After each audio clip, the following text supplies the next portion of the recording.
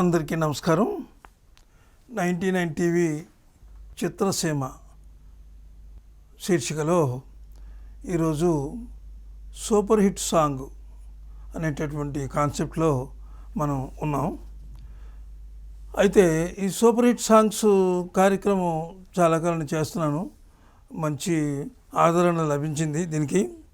అయితే ఈరోజు మనం ఇందులో ముఖ్యంగా ఒక సినిమా తర్వాత సినిమా పేరు, ఆ పేరుకి రచయిత, సినిమా పాట, రచయిత, సంగీత దర్శకుడు, ఇవి మాత్రమే ఉంటాయి ఇందులో.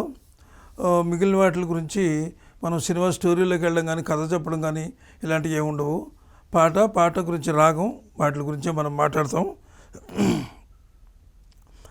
1963లో ప్రతిష్టాత్మకమైనటువంటి అన్నపూర్ణ పిక్చర్స్ వారు నిర్మించినటువంటి సినిమా ఇది.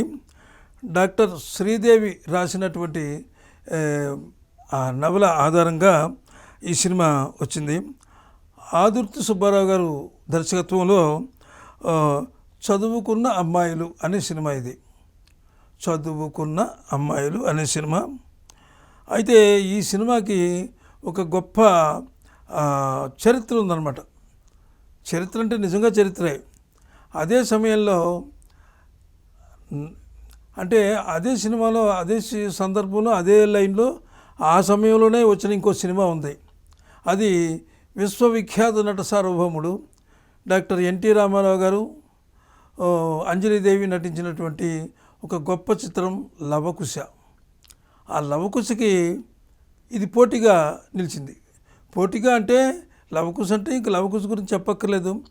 ఆ రోజుల్లో ప్రయాణ సౌకర్యాలు, రవాణా సౌకర్యాలు లేవు. ఎడ్ల బండిలతో కట్టుకుని వచ్చి సినిమా అయిపోతే ఆ మొదటికి వాళ్ళకి టికెట్లు దొరకకపోతే సెకండ్ షోకి వాళ్ళు అక్కడ భోజనాలు వండుకుని తిని సెకండ్ షో చూసేవారు అనమాట. లవకుశ అంత గొప్ప సినిమా. అయితే అంత గొప్ప సినిమాని బీటౌట్ చేసి ఈ చదువుకున్న అమ్మాయిల సినిమా శతదినోత్సవం చేసుకుంది. అంటే కథలో అంత పట్టు ఉందన్నమాట చదువుకున్న అమ్మాయిల చిత్రంలో. అలాగే మనకి ఇంకా చెప్పుకోవాలి అంటే ఒక విషయం ఉంది ఇందులో. ఈ పాట అంటే ఈ సాంగు, ఇందులో ఉన్న సాంగు పేరు చెప్తాను నేను. కిలకిల నవ్వులు చిలికిన అనే పాట ఇది. అయితే ఇందులో నట సామ్రాట్ డాక్టర్ అక్కినేని నాగేశ్వరరావు గారు, అలాగే ఆవిడకి ఏ బిరుదులు ఇవ్వలేదు కృష్ణకుమార్ గారికి. అయితే అందరూ కూడా ఆమెని నేల మీద జాబిలి అంటారు. రచయితలు చాలామంది నేల మీద జాబిలి అని పాటలు కూడా వచ్చినాయి. అలాంటి నేల మీద జాబిలి కృష్ణకుమారి ఈ ఆయనకి జంటగా నటించిందనమాట. అయితే ఇది ఒక గొప్ప, ఈ సినిమా అంతా పూర్తయిపోయింది. ఒక గొప్ప ప్రాబ్లం వచ్చింది ఈ సినిమాకి, ఈ పాటకి. ఆ ప్రాబ్లం ఏమిటయ్యా అంటే కృష్ణకుమార్ గారు గురించి కొంచెం చెప్పుకోవాలి. ఆవిడ ఏనాటి నుంచో సినీ ఫీల్డ్లో ఉంది. అందరికంటే నిజంగా ఆమెకి అనుభవం ఎక్కువే. అయితే ఎవ్వరితోనూ కూడా ఎక్కువగా మాట్లాడకుండా చక్కగా తను వచ్చినటువంటి షూటింగ్ చూసుకోవడం, ఎక్కువగా అంటే ఎక్కడ కూడా ఆవిడకి ఏ విధమైనటువంటి ఇబ్బందులు లేకుండా చక్కగా ఆమె అందరితోటి కలిసిగా ఉండి చక్కగా చేసేది. షూటింగ్ అనేటప్పుడు కరెక్ట్గా వచ్చేది. ఎప్పుడు కూడా ఈ నిర్మాతలను కానీ ఎవరిని కూడా ఇబ్బంది పెట్టలేదు. అంత మంచి ఆర్టిస్ట్ కృష్ణకుమార్ అంటే ఈ కృష్ణకుమార్ గురించి ఎంత చెప్తున్నారేంటి మీరు అని అనుకోవచ్చు.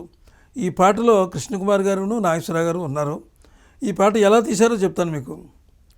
ఈ పాట సందర్భంలో అంతా అయిపోయింది. ఇక ఈ సాంగ్ ఒకటి మిగిలింది.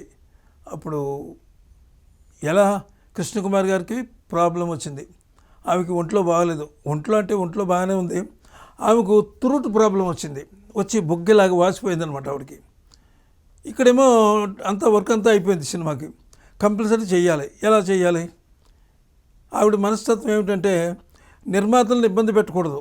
అప్పుడు ఆమె ఏం చేసిందంటే ఒక కర్చీఫ్ ఇలా కట్టుకొని ఈ పాటలో పాల్గొన్నదనమాట. మీరు సినిమాలో చూడొచ్చు. ఈ పాటకి అంతలాగా కట్టుకుని ఆవిడ ఈ పాట పూర్తి చేసింది. పూర్తి చేస్తే అందరూ చాలా అప్రిషియేట్ చేశారంట. అమ్మ నువ్వు ఇంత నీరసంలో ఇంత బాధలో ఉండి కూడా ఈ పాట కూడా చూడండి మీరు, ఎంత చక్కటి మంచి నవ్వుతూ చక్కగా చలాకీగా ఉంటూ ఈ పాటని ఆమె చేసింది.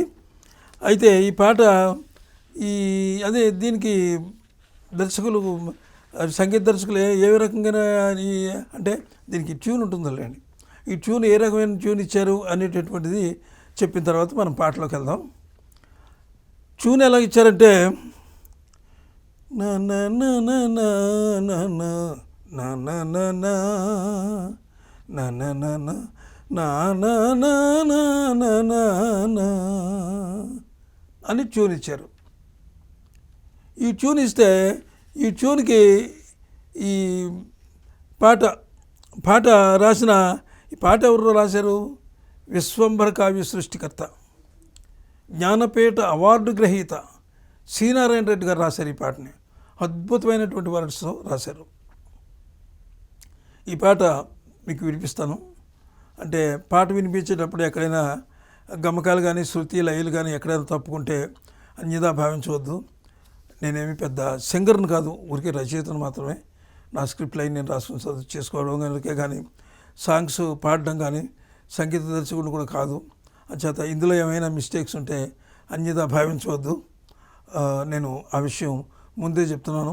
ఇప్పుడు మీకు పాట పాడి వినిపిస్తాను. ఈ పాట ఎస్ రాజేశ్వరరావు గారు, అంటే సాలూరి రాజేశ్వరరావు గారు ఈ పాటకి అంటే కంపోజ్ చేశారు ఈ పాటని. ఆయన పాట ఎలా చేశారంటే, అంటే నారాయణ రెడ్డి గారి యొక్క ఆలోచన విధానంతో ఆయన చేసినటువంటి పదాలు ఆయన గురించి రాజేశ్వరరావు గారికి బాగా తెలుసు. ఈయన ఇచ్చినటువంటి ట్యూన్స్కి ఎన్నోసార్లు నారాయణ రెడ్డి గారు అద్భుతమైనటువంటి గేయాలు రాశారు. ఇప్పుడు దీనికి ఇచ్చిన గేయానికి ఆయన పాట రాశారు. ఎలా రాశారో చూద్దాం. కిల కిల నవ్వులు చిలికిన, కిల కిల నవ్వులు చిలికిన, కరిగిను నాలో బంగారు వీణ, కిల కిల నవ్వులు చిలికిన, విరిసెను నాలో మందారమాల, రమ్మని మురళి రవమ్ములు పిలిచే, రమ్మని మురళి రవమ్ములు పిలిచే, అణువణువున బృందావనితోచే, అణువణువున బృందావనితోచే, తళతళలాడే తరగలపైనే, తళతళలాడే తరగలపైనే, అంది అందని అందాలు మెరిసే, కిల కిల నవ్వులు చిలికిన, కిల కిల నవ్వులు చిలికిన, విరిసెను నాలో మందారమాల, నీవున్న వేరే సింగారములేలా,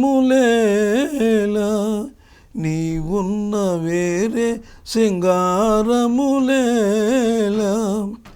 నీ పాదధూళి సింధూరము కాదా, నీ పాదధూళి సింధూరము కాదా, మమతలు దూసి మాలలు చేసి గళమున నిలిచిన కళ్యాణి నీవే, కిల కిల నవ్వులు చిలికిన, విరిసెను నాలో మందారమాల. ఇది పాట. ఇంకా చరణాలు ఉన్నాయి.